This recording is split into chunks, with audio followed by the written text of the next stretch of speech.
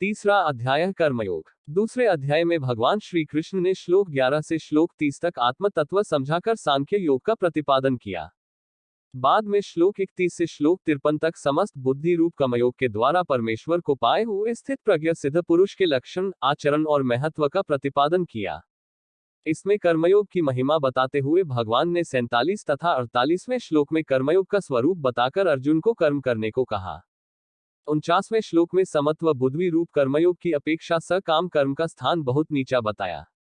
50वें श्लोक में समत्व बुद्धि युक्त पुरुष की प्रशंसा करके अर्जुन को कर्मयोग में जुड़ जाने के लिए कहा और 51वें श्लोक में बताया कि समत्व बुद्धि युक्त ज्ञानी पुरुष को परम पद की प्राप्ति होती है। ये प्रसंग सुनकर अर्जुन ठीक से तय नहीं कर पाए, इसलिए भगवान से उसका और स्पष्टीकरण कराने तथा अपना निश्चित कल्याण जानने की इच्छा से अर्जुन पूछते हैं।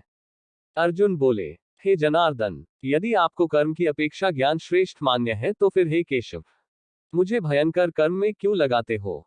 आप मिले हुए वचनों से मेरी बुद्धि को मानो मोहित कर रहे हैं। इसलिए उस एक बात को निश्चित करके कहिए जिससे मैं कल्याण को प्राप्त हो जाऊं।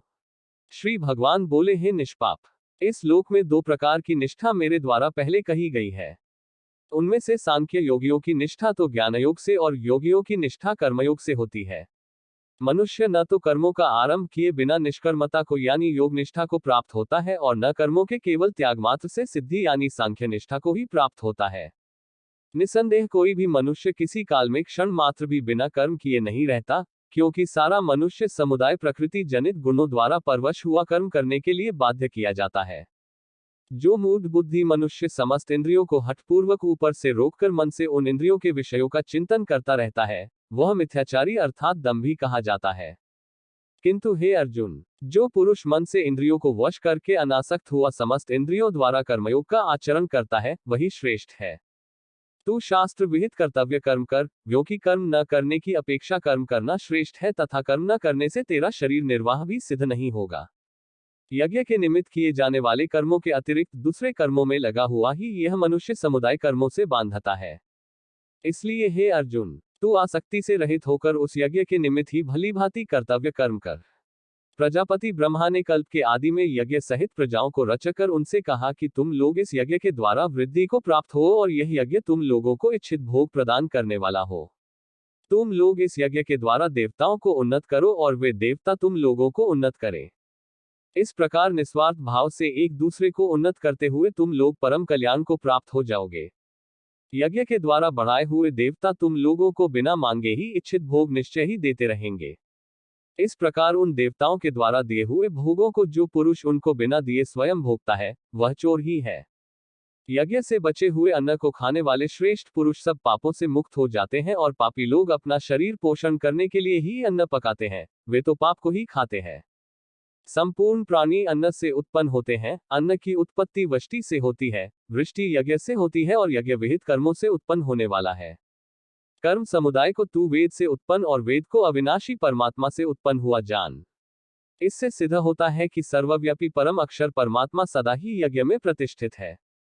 हे पार्थ, जो पुरुष इस लोक में इस प्रकार परंपरा से प्रचलित सृष्टि चक्र के अनुकूल नहीं बरतता अर्थात अपने कर्तव्य का पालन नहीं करता, वह इंद्रियों के द्वारा भोगों में रमण करने वाला पापायु पुरुष व्यर्थ ही जीता है। परंतु जो मनुष्य आत्मा में ही रमण करने वाला और आत्मा में ही तृप्त तथा आत्मा में ही संतुष्ट है, उसके लिए कोई कर्तव्य नहीं है। उस महापुरुष का इस विश्व में न तो कर्म करने से कोई प्रयोजन रहता है और न कर्मों के न करने से ही कोई प्रयोजन रहता है तथा संपूर्ण प्राणियों में भी इसका किंचन मात्र भी स्वार्थ का संबंध नहीं रहता है। इसलिए तू निरंतर आसक्ति से रहित होकर सदा कर्तव्य कर्म को भली भांति करता रह, क्योंकि आसक्ति से रहित होकर कर्म करता हुआ मनुष्य परमात्मा को प्राप्त हो जाता है। जनक आदि ज्ञानीजन भी आसक्ति रहित कर्म द्वारा ही परम सिद्धि को प्राप्त हुए थे। इसलिए तथा लोक संग्रह को देखते हुए भी तू कर्म करने को ही योग्य है, अर्थात तुझे कर्म करना ही उचित है। श्रेष्ठ पुरुष जो जो आचरण करता है, अन्य पुरुष भी वैसा वैसा ही आचरण करते हैं। वह जो कुछ प्रमाण कर देता है, समस्त मनुष्य समुदाय उसके अनुसार बरतने लग जाता है। हे अर्जुन, मुझे इन तीनों लोकों में न तो कुछ कर्तव्य है न ही कोई भी प्राप्त करने योग्य वस्तु अप्राप्त है, तो भी मैं कर्म में ही बरतता हूँ। क्योंकि हे पार्थ, यदि कदाचित मैं सावधान होकर कर्मों में न बरतूं तो बड़ी हानि हो जाए, क्योंकि मनुष्य सत प्रकार से मेरे ही मार्ग का अनुसरण करते हैं।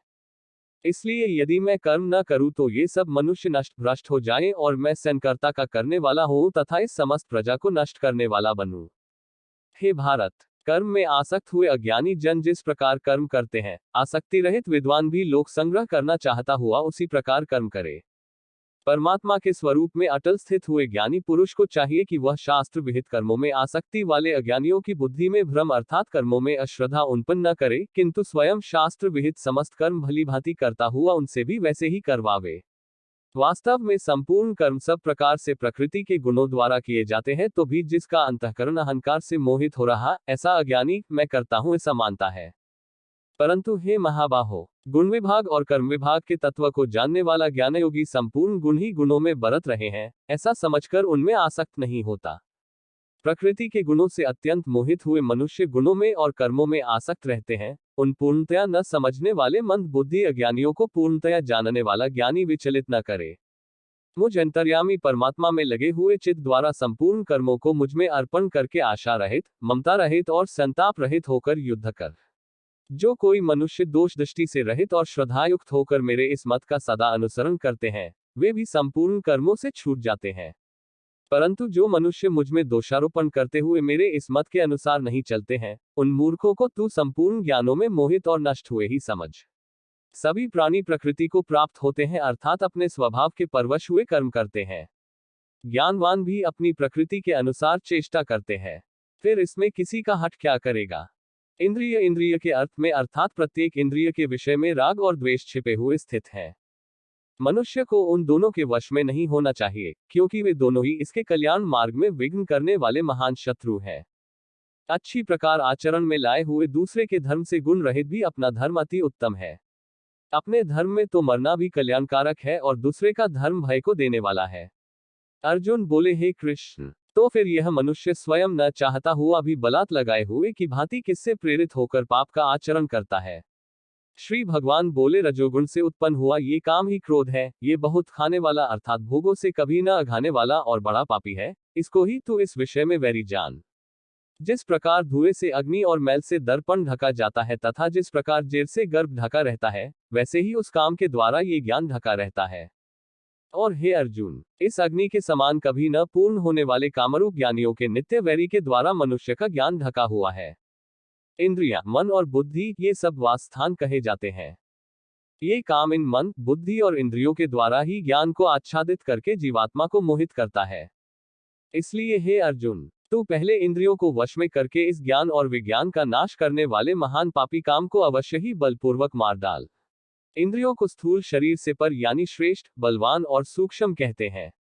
इन इंद्रियों से पर मन है, मन से भी पर बुद्धि है और जो बुद्धि से भी अत्यंत पर है वह आत्मा है। इस प्रकार बुद्धि से पर अर्थात सूक्ष्म, बलवान और अत्यंत श्रेष्ठ आत्मा को जानकर और बुद्धि के द्वारा मन को वश में करके हे महाबाहो, तू इस कामरूप दुर्जय शत्रु को मार डाल। इस प्रकार उपनिषद, ब्रह्मविद्या तथा योग शास्त्र रूप श्रीमद् भागवत गीता के श्री कृष्ण अर्जुन संवाद में कर्मयोग नामक तृतीय अध्याय संपूर्ण हुआ।